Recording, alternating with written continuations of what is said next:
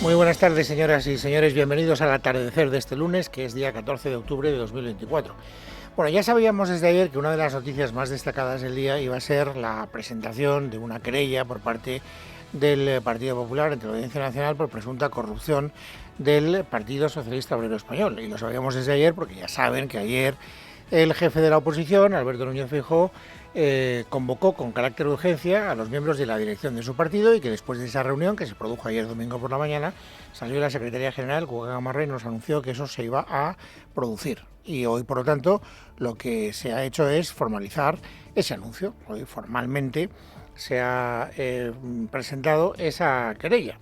Esa querella tiene dos fundamentos. Por una parte, todo lo que sabemos a raíz del informe de la UCO, de la Unidad de la Guardia Civil, y luego también alguna información periodística, porque una de las que más llama la atención del Partido Popular es esa información que publicó The Objective, diciendo que algunos testigos afirman haber llevado dinero contante y sonante en bolsas de plástico a la sede de Ferraz. Esto es lo que al Partido Popular más le ha llamado la atención y donde hoy Borja Semper, a la hora de formalizar, digamos, la presentación de esa querella, ha querido hacerse fuerte. Es de tal envergadura y es tan grave que nos parece razonable que sea también investigada por la justicia, que se abra una nueva pieza y que este caso de financiación irregular, de supuesta financiación irregular del Partido Socialista, sea investigada también por la Audiencia Nacional. Bueno, ya veremos qué es lo que pasa con esa querella, si se admite a trámite y si se admitiera eventualmente a trámite, qué juego iba a dar. Lo cierto es que, naturalmente, hoy en el Partido Socialista han salido muchos voceros, empezando por la portavoz de la Ejecutiva del PSOE, que se llama Esther Peña, pero han salido otros muchos ministros, los dos de siempre, Óscar Puente, Óscar López, también han salido Isabel Rodríguez, han salido muchos, ¿no?, para decir de una manera sincronizada lo que les determina, lo que les marca el argumentario que alguien prepara en Ferraz o en Moncloa. No sé exactamente dónde se prepara. Bueno, y entonces lo llamativo de ese argumentario, yo no sé si se dan cuenta a veces de las aparentes contradicciones en las que entran, es que una de las cosas que dicen es que esa querella que presenta el Partido Popular, aparte de que demuestra que el Partido Popular no tiene el valor que necesita, que lo que tendría que hacer es presentar una moción de censura, etcétera, etcétera, etcétera, descalifican la querella, diciendo que esta es una manera de judicializar la política, que no se puede hacer una, digamos, política en base a informaciones que aparecen en los medios de comunicación. Bueno, más o menos, para que tengan ustedes una idea, la argumentación es la que ha dado precisamente la portavoz de la Ejecutiva Federal del PSOE, Esther Peña. Presentan esta querella basada en una entrevista a un anónimo que no ha dado un solo detalle, ni una fuente, ni un dato, que no ha dicho ni a quién ni dónde entrega supuestamente un dinero. El Partido Popular acude a los juzgados con un recorte de prensa, pero les da igual, el ruido es lo importante. Pero es que no es normal que sin una sola prueba se publique lo que se publica y un partido político vaya a la Audiencia Nacional. No le parece normal al Partido Socialista porque quien presenta la querella es el Partido Popular. Pero fíjense, es que justamente hoy, por eso hablaba hace un instante de la aparente contradicción, hemos sabido que el Ministerio Fiscal se opone a que se admita a trámite la querella que presentó Begoña Gómez contra el juez Peinado. ¿Por qué? Ahora veremos los fundamentos, el razonamiento del Ministerio Público, pero vamos, por hacer el resumen del resumen, porque no es suficientemente consistente. Entonces, resulta que al Partido Socialista le parece mal que un partido político presente una querella porque no considera que tenga elementos suficientemente consistentes, pero no le parece mal que la mujer del presidente del gobierno le presente una querella al juez por motivos que tampoco son consistentes. Y esto ya no lo dice cualquiera, lo dice el Ministerio Público. Alicia González. Según la Fiscalía, el delito de prevaricación exige, por un lado, un elemento objetivo consistente en que la resolución judicial cuestionada pueda calificarse de injusta y, por otro, un elemento subjetivo que es que se dicte a sabiendas de forma dolosa. Sobre el primero, estima el Ministerio Público que ha sido resuelto por la Audiencia Provincial el pasado 7 de octubre, cuando rechazó el archivo de la causa que pedía Begoña Gómez. Sobre el segundo, apunta que el único argumento en el que podría fundarse es que con el proceder de Peinado se habría eliminado de facto el sistema de recursos, pero apostilla que los recursos o se han contestado o se les ha dado curso, por lo que descarta también lo denunciado por la esposa del presidente. Añade que los demás indicios a los que se refiere la querella son meras apreciaciones subjetivas huérfanas de apoyo fáctico concreto. Meras apreciaciones subjetivas huérfanas de apoyo fáctico concreto. que es más o menos lo que está diciendo el Partido Socialista de la querella que hoy ha presentado el Partido Popular contra el PSOE, por las informaciones periodísticas que ya hemos comentado. Por eso digo que aquí, claro, cada uno cuenta la procesión según le va en ella, pero claro, la coherencia pues se brilla por algo, por su ausencia. Bueno, este es un asunto. En relación con ese asunto hay alguna novedad, aunque tampoco muy llamativa, porque saben que una de las cosas que a mí particularmente más me sorprende, después que se hiciera público el informe de la UCO a finales de la semana pasada, es que los socios del gobierno estuvieran silentes, no hubieran dicho nada. Es decir, era un informe muy contundente y claro, los partidos que apoyan al Partido Socialista deberían decir algo, sobre todo porque son partidos todos ellos comprometidos, al menos retóricamente, con la limpieza de la vida pública, con el combate de la corrupción. No obstante, vamos, no en vano, quiero decir, todos ellos apoyaron a Pedro Sánchez en la moción de censura que presentaron contra el señor Rajoy, entonces presidente del gobierno, se supone que por la corrupción del Partido Popular. Esos mismos partidos siguen, en teoría, comprometidos con la limpieza de la vida pública y radicalmente en contra de la corrupción. Por eso llama tanto la atención, o llamaba hasta hoy la atención, lo sigue llamando, pero un poco menos, como ahora veremos, el silencio de esos grupos que están apoyando al Partido Socialista. ¿Por qué un poco menos? Porque al menos ha habido uno, que es Podemos, que ha hablado. Es verdad que Podemos ya llevaba una larga temporada, cada vez que podía, sacudiéndole al hígado de Pedro Sánchez de una manera inmisericordia.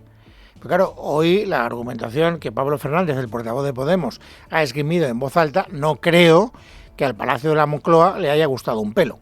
Si existieron políticas corruptas que se pueden vincular a Ábalos, es poco creíble que se llevaran a cabo sin que el presidente Sánchez y el resto del partido tuvieran conocimiento de ellos. La corrupción en el Partido Popular no era algo ajeno a M. Rajoy y la supuesta corrupción, en este caso en el Partido Socialista, es inverosímil que fuera ajena a Pedro Sánchez. O sea, que no se lo cree. Si esto mismo lo dice el Partido Popular, pues imagínense ustedes, estaría cayendo la del pulpo. Lo dice el portavoz de un grupo, Podemos, que está en la llamada, en la mal llamada, desde mi punto de vista, mayoría progresista. Es más, Pablo Fernández, en las declaraciones que ha hecho hoy, pide que se asuman muchas más responsabilidades de las que hasta ahora se han asumido. En primer lugar, lo que tiene que hacer Pedro Sánchez, como digo, es dar explicaciones, dar muchas más explicaciones. Ha querido hacer un cordón de seguridad, ha querido hacer una suerte de cortafuegos en la persona de Ábalos, pero bueno, según avanza el caso en los tribunales, vamos a ver qué acontece, qué sucede, y si al final es cierto que Ábalos estaba vinculado a un caso de corrupción, yo creo que tienen que depurarse responsabilidades más allá de la figura del propio Ábalos. Bueno, piden más responsabilidades. Hombre, no es una noticia para tirar cohetes, pero a mí porque me llama la atención y porque la he querido privilegiar en estos primeros minutos del programa, porque es el primer socio del gobierno que se manifiesta 4 días después, que tampoco es que se hayan dado mucha prisa. Es verdad que también ha hablado Urtasun, que es ministro del gobierno, pero que es portavoz de Sumar, no a confundir con Podemos. ¿Y qué ha dicho Urtasun? Pues Urtasun una de cal y otra de arena. Claro, tiene que mantener retóricamente un discurso que no se distancie mucho del cual ha sido el discurso tradicional de Sumar, pero al mismo tiempo tiene que salvar la responsabilidad de Pedro Sánchez, del presidente del gobierno. Entonces, ¿cómo combinas esos dos factores? Escuchen. Reitero lo que he dicho antes. Nosotros creemos que sobre esta cuestión debe investigarse hasta el final. Que se depuren todas las responsabilidades. En eso hemos sido claros. Entiendo el interés de ustedes por si hay algún tipo de vinculación con el presidente del gobierno, y en eso también hemos sido claros. Creemos que el presidente del gobierno ha dado las explicaciones que tenía que dar. Así que se tienen que dar todas las explicaciones, todos menos Sánchez, que ya lo ha hecho, y se tienen que depurar todas las responsabilidades, menos la de Pedro Sánchez, que naturalmente pues está exento porque no parece que esté salpicado, según Urtasun, por este caso.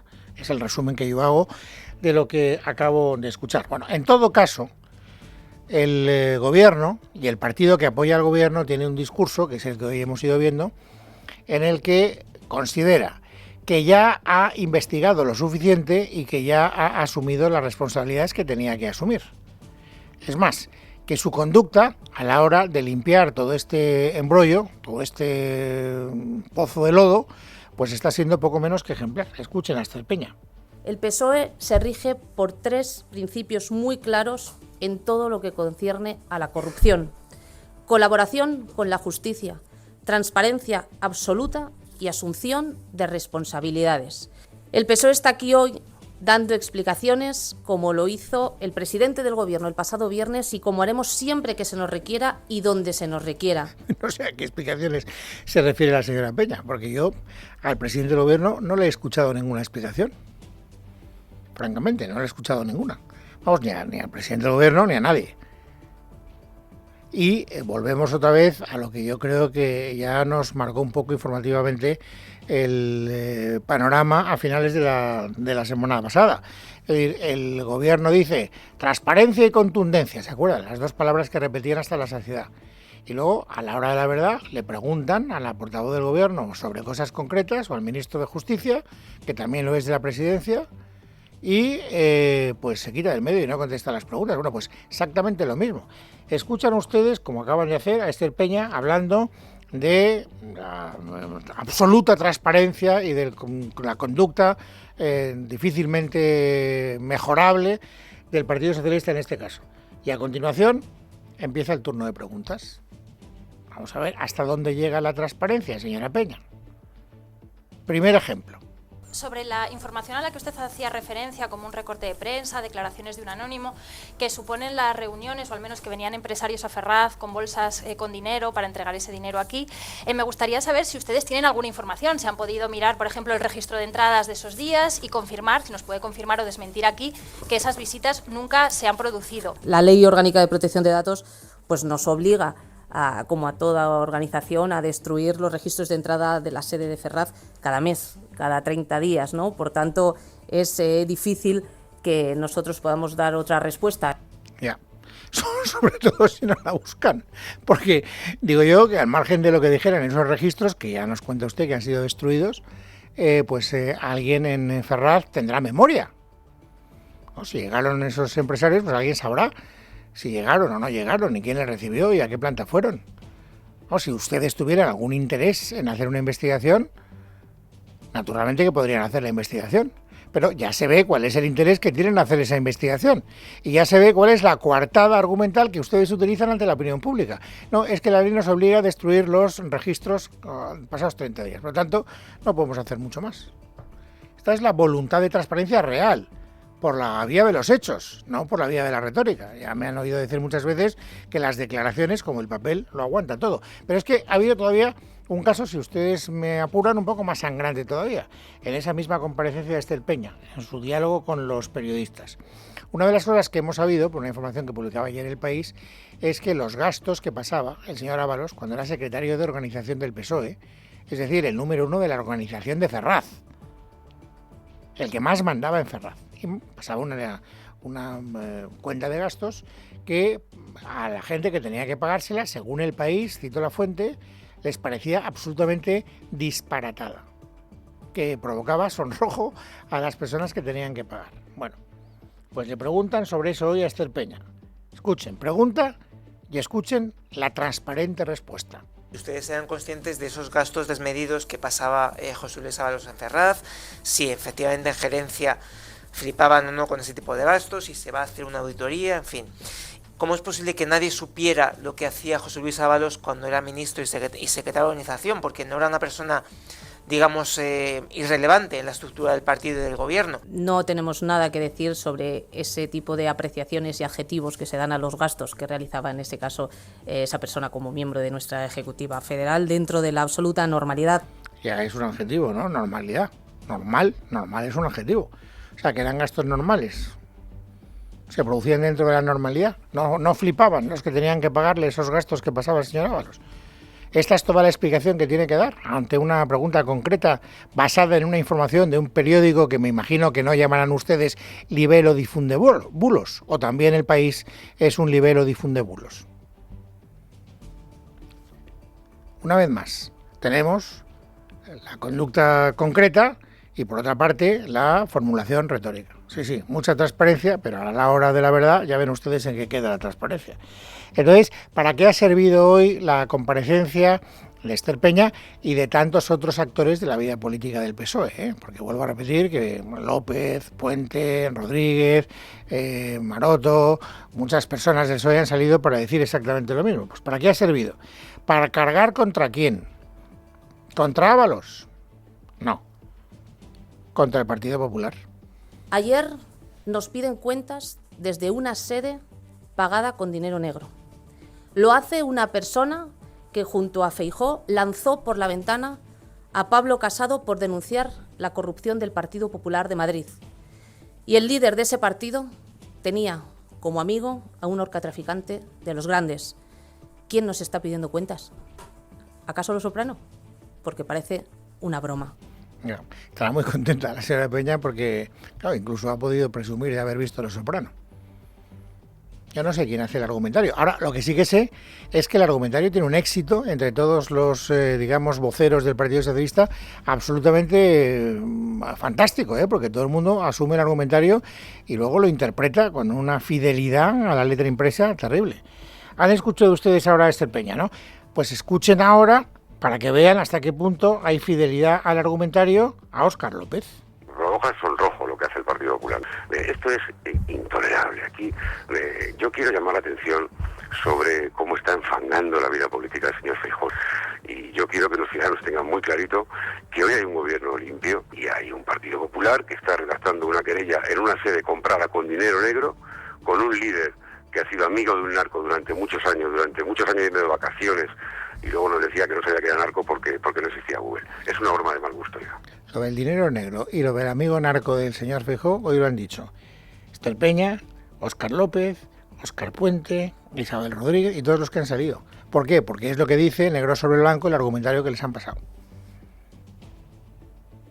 Y esto es lo que tienen que decir. Esto es lo más novedoso con la que está cayendo. Por supuesto, la petición que hace el Partido Popular de que dimita el señor Sánchez, pues les provoca cierta hilaridad a la gente del PSOE. Escuchen, por ejemplo, a Óscar López. Absolutamente no. Quedan 1000 días de legislatura y desde luego no vamos a dar ningún pábulo a esta toda estrategia absolutamente desaforada, absolutamente descontrolada de una oposición que corre como pollo sin cabeza y que tiene un drama, y es que es absolutamente incapaz de desfilar, de poner encima una alternativa de gobierno. Bueno, entonces, ¿qué es lo que nos aguarda? Se preguntarán ustedes. Pues lo que nos aguarda es que esta bola de nieve siga engordando un poco. ¿Qué es lo que espera el Partido Popular que suceda? El Partido Popular, hoy lo ha dicho Borja Semper cuando presentaba esa querella de la que dábamos cuenta al principio del programa, está convencido de que este escándalo va a ir creciendo. Escúchenle. Y toda la información que estamos teniendo oportunidad de conocer va a ir engordando. Ustedes saben y todos sabemos que esto solo va a ir engordando, porque vamos a tener cada vez más información que se desprenda de los sumarios y la investigación de la UCO y la investigación de la Guardia Civil, porque va a haber más implicados que van a ir contándolo y que van a ir hablando. Esto va a provocar que se vaya desangrando cada vez más el gobierno y el Partido Socialista. Por lo tanto, la estrategia del Partido Popular es dejar que esa bola de nieve se vaya haciendo más grande, que vaya engordando, y cuando ya haya engordado lo suficiente, entonces, y no antes, es cuando convocarán al presidente del gobierno ante la Comisión de Investigación del Senado. Pedro Sánchez comparecerá en el Senado. Debería haber comparecido en el Congreso de los Diputados y haber dado explicaciones. Y debería haber dado explicaciones también ante los españoles respondiendo a preguntas de los medios de comunicación. Y como no ha hecho ninguna de estas dos cosas, tendrá que responder en el Senado, que es donde nosotros podemos, también con nuestra mayoría absoluta, obligarle a que comparezca y preguntarle a que responda. Comparecerá. Veremos cuándo. No tenemos fecha, pero no le quepa a usted la menor duda de que lo hará. Bueno, estas son las principales novedades en torno al gran asunto político de estos últimos días. Y hoy se ha producido una noticia que también estaba prevista y que me parece que no podemos obviar. Hoy en el Senado se tenía que producir la votación y el debate de esa reforma legal que va a permitir que los etarras, algunos, más de 40, vean reducidas sus condenas y algunos de ellos salgan en libertad con carácter inmediato. Saben que el Partido Popular y Vox se enteraron tarde y mal de la reforma que ellos mismos habían inicialmente apoyado y ahora en el Senado han tratado de rectificar, pero ya era tarde. ¿Qué es lo que ha pasado hoy? Pues que el Senado, como tiene mayoría absoluta el Partido Popular, ha votado a favor de el veto de esa ley. ¿Eso qué supone? Retrasar la entrada en vigor de la ley. No la evita, lo retrasa. Entonces, hoy el presidente del Senado ha dicho, esta ley queda vetada por la mayoría del Senado, se lo comunico al Congreso de los Diputados y se lo comunico al Gobierno. El portavoz del PSOE en el Senado, que se llama Juan Espadas, estaba muy enfadado. Una vez más, el presidente del Senado utiliza la Cámara a su antojo y de una forma arbitraria decide unilateralmente el rechazo a la votación del proyecto de ley que se sometía hoy a la Cámara se entienda como un veto de la Cámara a este texto. Cuestión que está completamente al margen del reglamento, dado que este proyecto de ley ni se ha tramitado con enmiendas ni con veto alguno en la comisión correspondiente y por tanto lo que se ha producido hoy no es más que un rechazo. Ya, bueno, pues esto es lo que les puedo contar. A mí me interesa mucho más algunas de las cosas que he escuchado durante el debate que se ha producido y el cara a cara que han mantenido la portavoz del Partido Popular, que ha sido Marimar Blanco, y la portavoz del Partido Socialista, que se llama Elena Diego. En un momento determinado, Marimar Blanco, la hermana de Miguel Ángel Blanco, por lo tanto víctima del terrorismo, muy airada, muy enfáticamente, ha hecho en voz alta esta manifestación. Para tapar sus vergüenzas vuelven a tirar de su mejor política, los bulos, acusando a este partido de tener nostalgia de ETA. De verdad, les pido que me miren a los ojos hoy. ¿Me van a decir a mí, víctima del terrorismo, que yo tengo nostalgia de ETA? ¿Van a ser tan valientes de mirarme hoy a los ojos y decirme que yo tengo nostalgia del terrorismo de ETA? Este ha sido uno de los momentos más vibrantes de la intervención de Marimar Blanco. Y, naturalmente, una de las palabras que más se ha utilizado desde la bancada popular, dirigiendo al Partido Socialista, son ustedes indecentes. Saben ustedes que durante la recepción de la Hispanidad, precisamente la presidenta de la UVT, de la Asociación de Víctimas del Terrorismo, se refirió al presidente del gobierno en esos términos. Es una indecencia lo que están ustedes haciendo. Por lo menos tuvo el valor, el coraje de encararse cara a cara con el presidente del gobierno. Y la portavoz del PSOE, que se llama Elena Diego, pues no estaba muy contenta por el hecho de que le llamaran indecente. Y entonces ha replicado también con la misma efervescencia dialéctica. ¿Ustedes creen que yo soy una miserable? ¿Ustedes creen que soy una defensora del terrorismo? ¿Ustedes creen que para mí las víctimas las hay de primera y de segunda? ¿Ustedes creen que soy una indecente política? Lunes, 14 de octubre de 2024. Vamos, amigos, ahora a completar el paisaje informativo sobresaliente del día. Ángeles Hernández, bienvenida, buenas tardes. Buenas tardes, Luis. Pedro Sánchez ha anunciado el reparto de 200 millones de euros para jóvenes en bonos de alquiler. Tras la masiva movilización, el presidente ha asegurado compartir la preocupación y cumplir con lo esperado. En la reunión que mantuvo hace 2 semanas la ministra Isabel Rodríguez con las comunidades autónomas, ya se comprometió al reparto de 200 millones que el gobierno estima que llegarán a unos 66.000 jóvenes. Que la vivienda sigue siendo para mucha gente, sobre todo para los jóvenes, más un drama que un derecho. Y el problema sigue ahí y requiere de medidas contundentes para resolverlo. Y nosotros las adaptaremos y quiero también que tengan ustedes la certeza de que mi compromiso es que resolvamos el drama de la vivienda. Y de hecho hoy mismo les quiero anunciar, vamos a poner en marcha el reparto de 200 millones de euros para jóvenes de alquiler, en los bonos de alquiler, y también un nuevo reglamento para evitar los fraudes en contratos de alojamiento turístico y de temporada. Por su parte, el ministro de Cultura y portavoz de Sumar, Ernest Urtasun, ha señalado que el bono alquiler joven no es la solución al problema. El bono alquiler joven no va a la raíz del problema. Tratar de atajar la cuestión de los alquileres de temporada simplemente con un reglamento para combatir el fraude no va a la raíz del problema. Lo que necesitamos es intervenir el mercado de la vivienda porque ya no es tiempo de parches ni de medias tintas. Más cosas. Vox estaría dispuesto a apoyar una moción de censura contra el presidente del gobierno, Pedro Sánchez, y hacer valer sus 33 escaños en el Congreso junto al PP e incluso partidos independentistas como Junts, siempre y cuando comporte una convocatoria inmediata de elecciones por parte del candidato elegido, Luis Colom. Ha resultado muy irrisorio lo que han publicado algunos medios minutos después de que el propio Garriga haya rechazado cualquier propuesta, en este caso una moción de censura, en las que participe el separatismo, es decir, Junts per Catalunya. Le escuchamos. Nosotros no vamos a participar jamás, bajo ningún concepto de ningún tipo de acuerdo, de pacto donde esté el separatismo. Lo hemos dicho en numerosas ocasiones, pero la pregunta es si el Partido Popular va a presentar una moción de censura o no. y en qué términos y con qué objetivos. Y es que sin el apoyo de Junts, ni PP ni Vox podrían tumbar al gobierno. Por lo tanto, el voto del partido de Carles Puigdemont es esencial para que salga adelante la moción de censura. Así que o Vox cede a sus líneas rojas o todo quedará en papel mojado.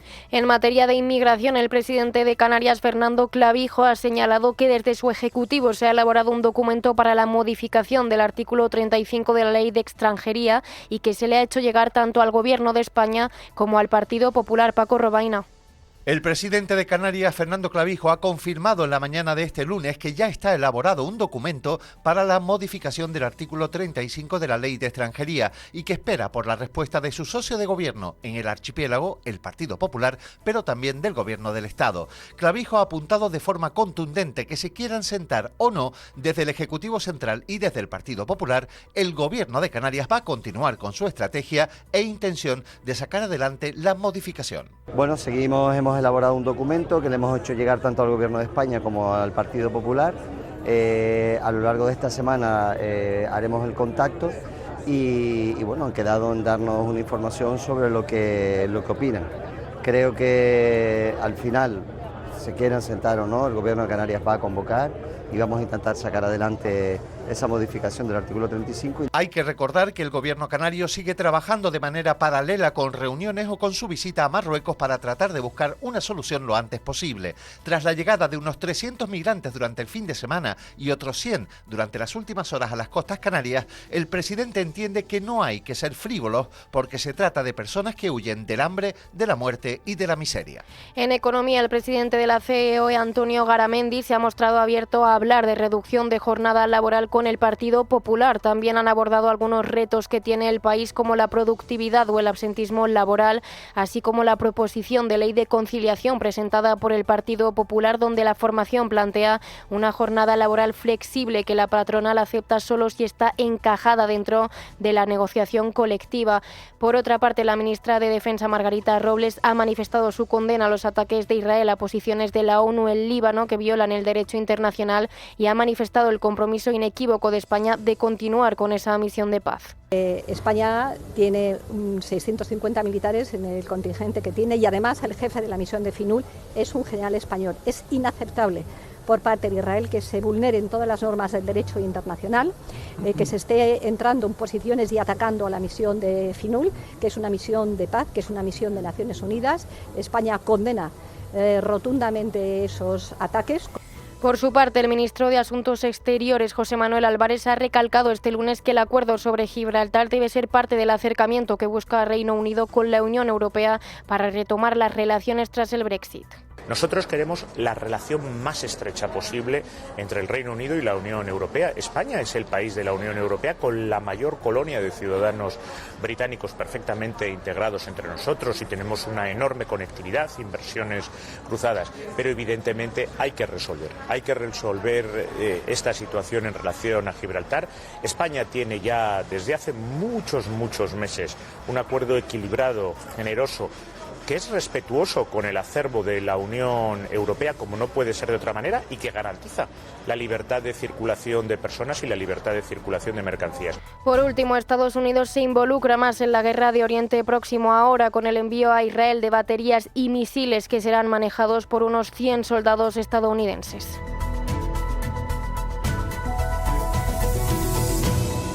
En casa de Herrero, Es Radio.